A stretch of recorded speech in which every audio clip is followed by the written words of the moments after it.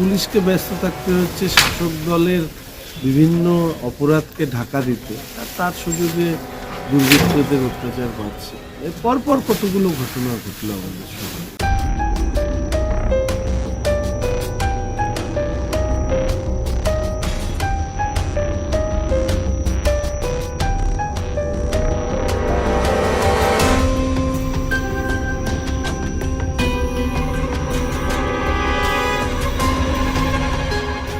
শিলিগুড়ির বিধায়ক শঙ্কর ঘোষের বাড়ির ঢিলছোড়া দূরত্বে এক যুবকের রক্তমাখা ঝুলন্ত দেহ উদ্ধারের ঘটনায় চাঞ্চল্য ছড়ালো শহর শিলিগুড়িতে।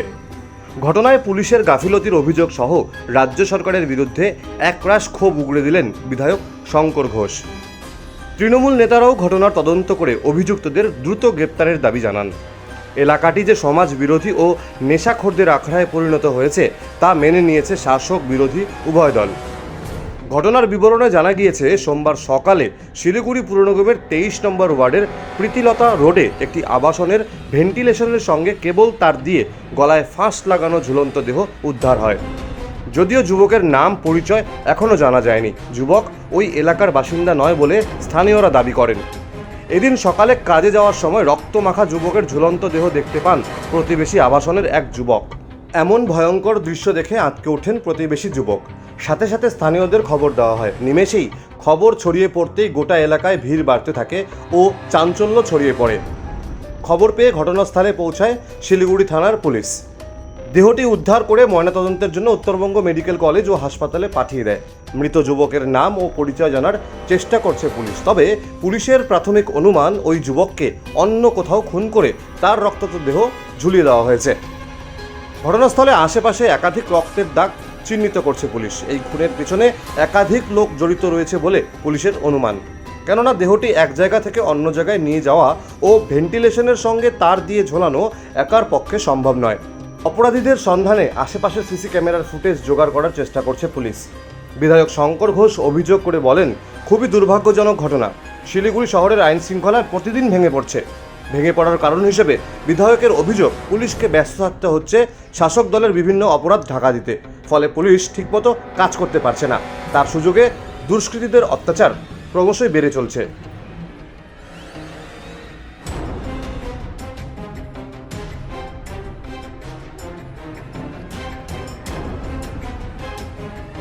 দুর্ভাগ্যজনক।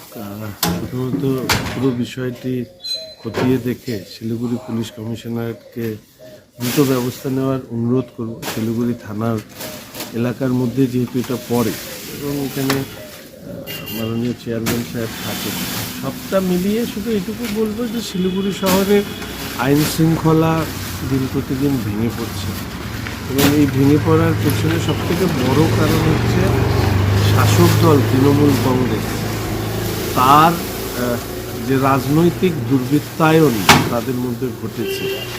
এর ফলে স্বাভাবিকভাবে পুলিশ কাজ করতে সক্ষম হচ্ছে না এবং পুলিশকে ব্যস্ত থাকতে হচ্ছে শাসক দলের বিভিন্ন অপরাধকে ঢাকা দিতে, আর তার সুযোগে দুর্বৃত্তদের অত্যাচার বাড়ছে। এর পরপর কতগুলো ঘটনা ঘটলো আমাদের শহরে, আর কত সমালোচনা করবে। কেউ যদি চোখ খুলে ঘুমায় তাহলে তো তাদের সমালোচনা করে লাভ নেই। ফলে আশা রাখবো যে দ্রুত ব্যবস্থা নেবে এবং পারিপার্শ্বিক সমস্ত বিষয় দেখে পরবর্তীকালে বিধায়ক হিসাবে এবং ভারতীয় জনতা পার্টির কার্যকর্তা হিসাবে যদি কোনো সিদ্ধান্ত দিতে হয় রাজনৈতিক এবং প্রশাসনিক।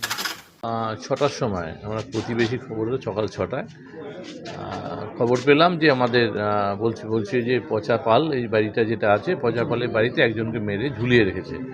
তো সঙ্গে সঙ্গে আসার পরে দেখলাম যে তার হাতটা ভয়ঙ্করভাবে ক্ষতিগ্রস্ত, হাতেও নৃশংসভাবে আঘাত করা হয়েছে এবং পরবর্তীকালে ভেন্টিলেশনের সঙ্গে যেটা আছে টেলিফোনের তারের সঙ্গে সে ঝুলে রয়েছে এবং প্রচুর রক্তপাত হয়েছে এবং তার সঙ্গে সঙ্গে আইসির সঙ্গে কথাবার্তা বলা হয় এবং এখানকার যারা পুলিশ ভ্যান আছে গতকাল রাত্রে যারা এখানে ডিউটি ছিল তাদের খবর দেওয়া হয় এবং আসে এবং তার ছবি তোলা হয়। ছবি তুলে আমরা আইসিকেও পাঠিয়ে দিই। দেওয়ার পরে দেখা যায় যে ব্যক্তি সে সম্পূর্ণভাবে আননোন পারসন, তাকে এই এলাকার সে না, তাকে আঘাত করা হয়েছে, প্রচণ্ডভাবে আঘাত করা হয়েছে। আঘাত করার পরে এখানে এই অবস্থায় এখানে ঝুলিয়ে রাখা আছে। আর ওই অবস্থায় সে যে ওখানে রক্তও লেগে আছে ভেন্টিলেশনে। আমার মনে হয় এটা এই ব্যাপারে যথাযথ তদন্ত করা উচিত। এবং সত্যি কথা বলতে কি যে বহিরাগত ড্রাগ এডিক্ট এবং সমাজ বিরোধীদের সংখ্যা দিনকে দিন এই এখানে বেড়ে যাচ্ছে। আমার মনে হয় প্রশাসন আর একটু সতর্ক যদি দৃষ্টি রাখে, আমার মনে হয় এই ধরনের এটা এত বড় জনবহুল এলাকা 23 নম্বর, এখানে ফ্ল্যাটে প্রচুর মানুষ থাকে, এখানকার ছোটো বাচ্চারা থাকে, তারা সকাল থেকে যারা স্কুলে যাবে তারা আতঙ্কিত হয়ে পড়েছে এইভাবে এই অবস্থায়, ভয়ঙ্কর অবস্থায় দেখে। আমার মনে হয় এই পুরো ব্যাপারটাতে আমরাও বলছি যে এখানে যারা ফ্ল্যাট করবে, ফ্ল্যাটে অবশ্যই সিসি ক্যামেরা নিজে রাখা উচিত এবং পাশাপাশি প্রশাসনের সতর্ক দৃষ্টি রাখা উচিত এই ধরনের ঘটনা যাতে আর ভবিষ্যতে আমাদের এলাকায় না ঘটে।